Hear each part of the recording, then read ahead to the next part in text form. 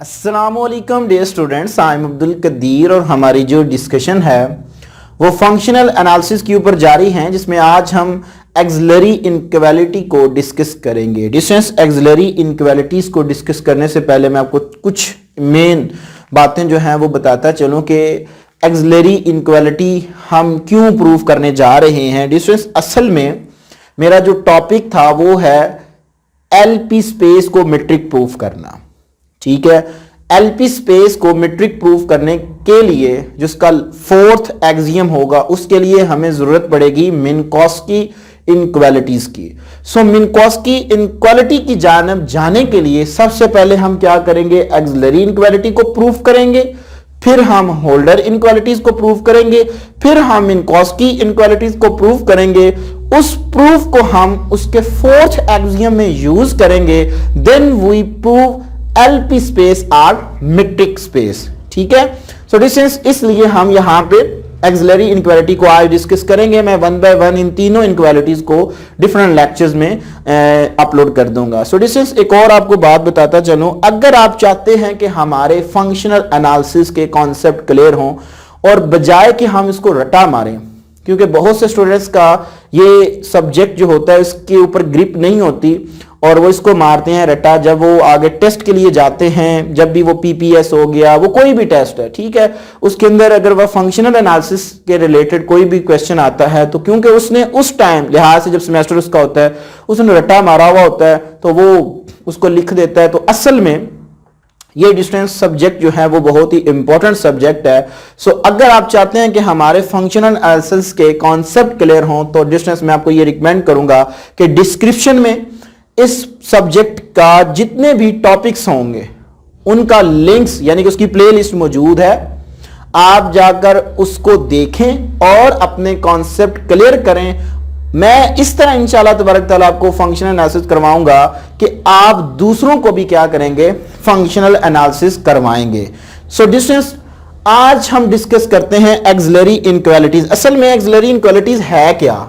ये आपके पास है alpha beta less than or equal to alpha raise to power p over p plus beta over q over q. ये असल में आपके पास एक्सिलरी इनइक्वालिटीज है, लेकिन मैं इसको पहले क्या करता हूं, प्रूव करता हूं, फिर मैं आपको सारी डिटेल बताता हूं कि अल्फा बीटा और पी क्यू क्या है, वटेवर, ये सारी की सारी हम आज के लेक्चर में डिस्कस करेंगे। जी तो डिस्टेंस प्रूफ स्टार्ट करते हैं। Proof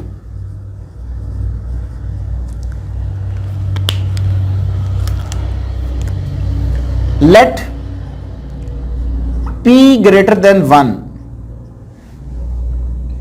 and define by q। इसको मैं डिफाइन करने जा रहा हूं 1 over p plus 1 over q is equal to 1। Distance ये एक स्टैंडर्ड टर्म है, जनरल टर्म समझ ले इसको। और जो पी क्यू है वो आपके पास क्या है, कॉन्जुगेट कंपोनेंट्स हैं। ठीक है, वेयर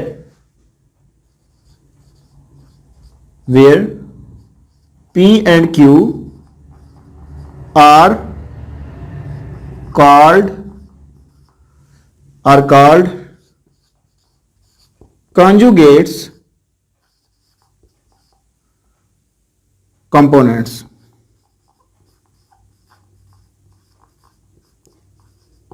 ठीक है जी, असल में डिस्टेंस यहां पे मैंने जो ये डिफाइंड किया है 1 over p plus 1 over q is equal to 1, ये मैंने इसलिए डिफाइंड किया है क्योंकि डिस्टेंस आगे जाकर मैंने एक फंक्शन डिफाइन करना है, उसके अंदर इससे मैंने एक वैल्यूज कैलकुलेट करनी है, वो लगाकर मैंने क्या करना है, एक्सिलरी इनइक्वालिटीज को प्रूव करना है। सो डिस्टेंस अगर इसको मैं सॉल्व करता हूं, सो आप इसका एलसीएम ले लें, q plus p divided by p q is equal to 1।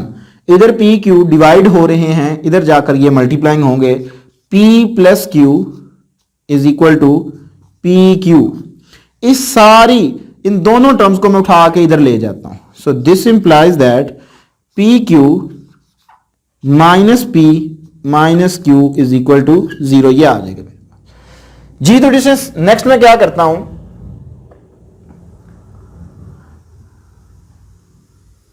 Next मैं इस पूरी इक्वेशन में 1 को ऐड कर देता हूं, ठीक है जी, एडिंग 1 ऑन बोथ साइड, दोनों साइड पे मैं क्या करूं, 1 को ऐड करूं, क्योंकि किसी इक्वेशन में कोई भी चीज ऐड करे उस पर कोई इफेक्ट नहीं पड़ता इक्वेशंस के ऊपर। सो डिस्टेंस मेरे पास आ गया जी p q minus q plus 1 is equal to 1, ये मैंने ऐड कर दिया, ठीक है जी। डिस्टेंस यहां पे देखें तो हमारे पास इतने में से कॉमन क्या आ रहा है, p, बाकी क्या बच गया जी q माइनस 1, इतने में से मैं -1 को कॉमन ले लेता हूं, q minus 1 is equal to 1, तो डिस्टेंस मेरे पास आ जाएगा जी p minus 1 into q minus 1 is equal to 1, so this implies that q minus 1 is equal to 1 over p minus 1, ये आ गया। ये डिस्टेंस मैंने इसलिए सॉल्व किया क्योंकि मैंने जाकर आगे इसकी वैल्यूज ये यूज करनी है। अब मैं डिस्टेंस एक फंक्शन डिफाइन करने जा रहा हूं, ठीक है। Now we defined function, now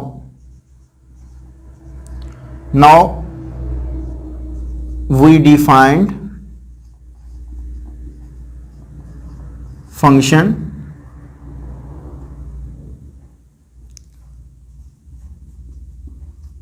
वो फंक्शन कैसा है कि u is equal to t raise to power p minus 1। ये फंक्शन कब डिफाइंड होगा, जब आपके पास व्हेन p जो होगा वो ग्रेटर देन क्या होगा, 1 होगा। इसलिए डिस्टेंस ये यहां पे मैंने स्टार्ट में ये कंडीशन लगाई है कि अगर p आपका जो कि आपका कॉन्जुगेट कंपोनेंट्स है वो अगर ग्रेटर देन 1 होगा देन ये फंक्शन क्या होगा, डिफाइंड होगा जी। तो डिस्टेंस हम दो क्या करते हैं कि चलें सबसे पहले इसको मैं सॉल्व आउट कर लेता हूं। एक, अगर मैं t की वैल्यूज कैलकुलेट करूं, ठीक है जी, t की अगर वैल्यूज कैलकुलेट करूं तो मेरे पास क्या आएगा जी, बोथ साइड पे मैं पावर ले रहा हूं, taking power 1 over p minus 1 on both side, so u raise to power 1 over p minus 1 is equal to t p minus 1 into 1 over p minus 1, ये है जी मेरा, ये से डिस्टेंस कट गया, सो t मेरे पास इक्वल आ गया जी u raise to power 1 over p minus 1 के, so t is equal to u 1 over p minus 1 किसकी इक्वल है डिस्टेंस, इसलिए मैंने इसको सॉल्व किया था, ये हमारे पास इक्वल है q माइनस 1 के जी। तो डिस्टेंस इन दो फंक्शंस को मैंने आगे यूज करना है, ठीक है जी, इसको और एक मैंने इसको आगे यूज करना है। सबसे पहले मैं क्या करता हूं, डिस्टेंस इस फंक्शन का ग्राफ ड्रा करता हूं, ठीक है।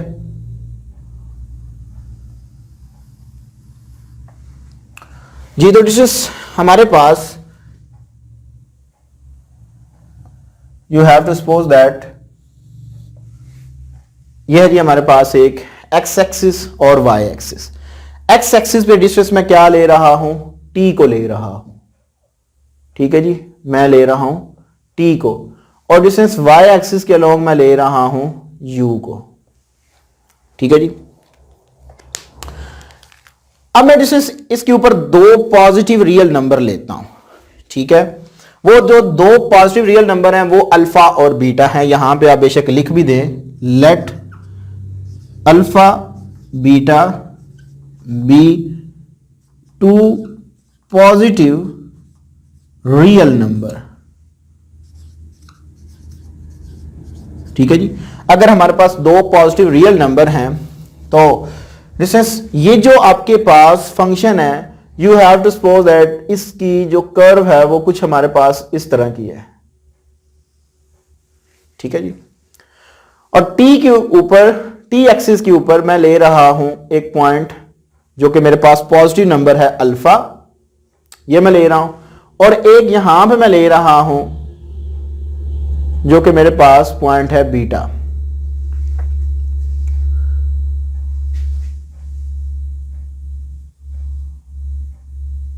तो डिस्टेंस इसको थोड़ा सा मैं इधर इस तरह ले लेता हूँ, यहां पे इस पॉइंट बीटा को मैं थोड़ा सा नीचे लेके आ जाता हूं।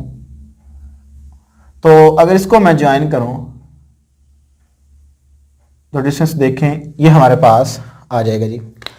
अब देखें ये हमारे पास जो अंदर रीजन है ये वाला, जिसको मैं शेड कर रहा हूं, यहां पे हमारे पास दो रीजन बन रहे हैं। एक हमारे पास कर्व के नीचे एरिया बन रहा है और एक हमारे पास कर्व के ऊपर जो है वो एरिया बन रहा है, रीजन बन रहा है, जो भी आप कह लें। एक ये हमारे पास, तो असल में देखें तो ये हमारे पास एक रेक्टेंगल है, ठीक है जी। अब डिस्टेंस ये हमारे पास एक क्या है, रेक्टेंगल है। अगर मैं इस पॉइंट को ऊपर ले जाता हूं, ठीक है, फॉर एग्जांपल अगर इसी पॉइंट बीटा को मैं ऊपर ले जाऊं तो ये हमारे पास वो कर्व है। तो यहां पे मैं अगर वो बीटा ले लेता हूं और यहां पे मैं अगर वो अल्फा ले लेता हूं, ठीक है जी, ये अल्फा है और ये बीटा है। अगर इनको मैं ज्वाइन करता हूं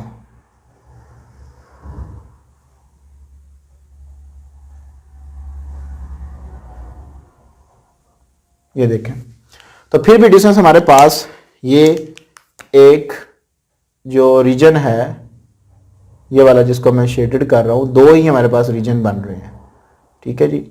लेकिन दोनों ट्राइंगल्स में, रेक्टेंगल्स के अंदर आपको एक्स्ट्रा एरिया भी नजर आ रहा है, जो कि इसमें ये वाला एरिया है एक्स्ट्रा, और इसके अंदर आपको ये वाला जो है एक्स्ट्रा रीजन नजर आ रहा है। ऐसे ही है डिस्टेंस। ये जो एक्स्ट्रा एरिया है इसको मैं आपको थोड़ा सा एक अलग सेंस के अंदर समझा देता हूं कि अगर सपोज दैट कि अगर हम इस रेक्टेंगल्स का एरिया कैलकुलेट करें, रेक्टेंगल्स का फार्मूला होता है एरिया कैलकुलेट करें लेंथ इनटू विड्थ होता है हमारे पास। सो डिस्टेंस अगर इन दोनों नंबर्स का मैं प्रोडक्ट लूं, यानी कि अल्फा बीटा, ये हमारे पास इक्वल आएंगे, सिंपल एक्स्ट्रा रीजन का नहीं मैं ले रहा, अभी सिंपल इस रेक्टेंगल का जो मैं ले रहा हूं प्रोडक्ट लूंगा, वो मेरे पास क्या आएगा जी, रीजन 1, इसको बेशक आप रीजन 1 कह दें, इसको रीजन 2 कह दें। सो reason 1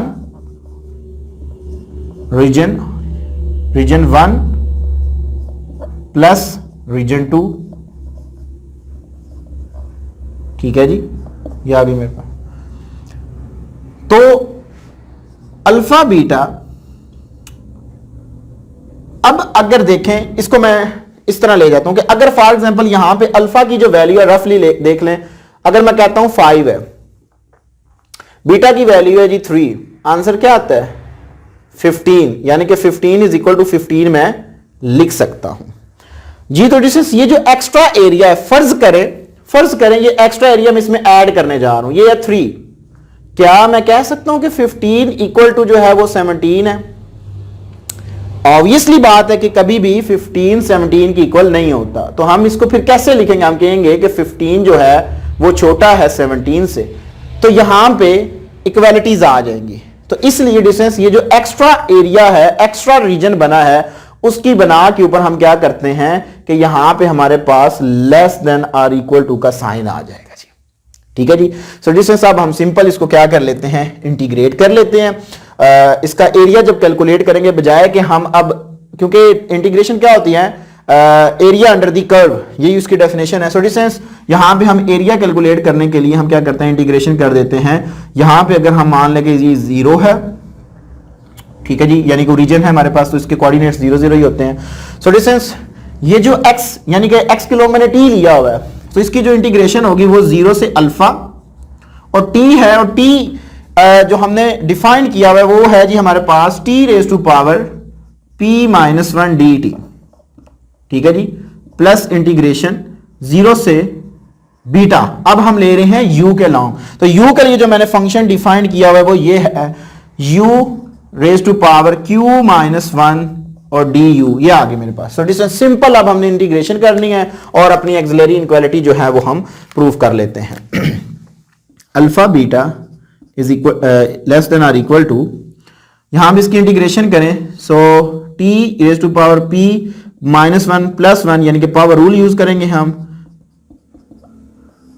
upper limit lower limit. ठीक है जी, अपर लिमिट है मेरे पास अल्फा, लोअर लिमिट है मेरे पास 0 plus u q -1 + 1 over q -1 + 1 0 to beta, ये आ गया मेरे पास। तो डिस्टेंस ये इससे हमारे पास कट गया, तो बाकी मेरे पास क्या बच गया जी, alpha beta less than or equal to t raise to power p over p alpha 0 plus u raise to power q over q 0 से बीटा। ठीक है जी, upper limit minus lower limit, limit को मैं पुट करने जा रहा हूं जी। सो मेरे पास क्या आएगा जी, alpha raise to power p over p plus 0 raise to power p over p plus beta raise to power q upper limit over q minus lower limit 0 over 0 raise to power q over q जी। तो distance मेरे पास आ गया जी, alpha beta less than or equal to alpha raise to power p over p plus 0 plus beta raise to power q over q plus sorry minus है यहाँ पे, अपर लिमिट माइनस लोअर लिमिट हम करते हैं, माइनस यहाँ पे भी हमारे पास -0 आ गया। तो डिस्टेंस जब हम इसमें 0 ऐड करेंगे तो कोई भी हमारे पास इफेक्ट नहीं पड़ेगा। सो फाइनल मेरे पास आ गया जी, alpha beta less than or equal to alpha over p यानी कि alpha raise to power p over p plus beta raise to power q over q। So that's mark equation number 1। Equation 1 is called auxiliary inequalities। सो ये थी हमारे पास distance auxiliary inequalities। I hope के आपको समझ आई होगी। बाय द वे, अगर किसी भी स्टूडेंट्स का auxiliary inequality के मतलब कोई भी क्वेश्चन हो तो वो मुझसे कमेंट बॉक्स में पूछ सकता है। इंशाल्लाह तबारक ताला नेक्स्ट लेक्चर में हम होल्डन इनक्वालिटीज को प्रूव करेंगे। अपनी दुआओं में याद रखिएगा। इंशाल्लाह तबारक ताला जिंदगी ने वफा की। इसी चैनल के ऊपर आपके साथ दोबारा मुलाकात होगी, तब तक के लिए इजाजत दीजिए। अस्सलाम वालेकुम।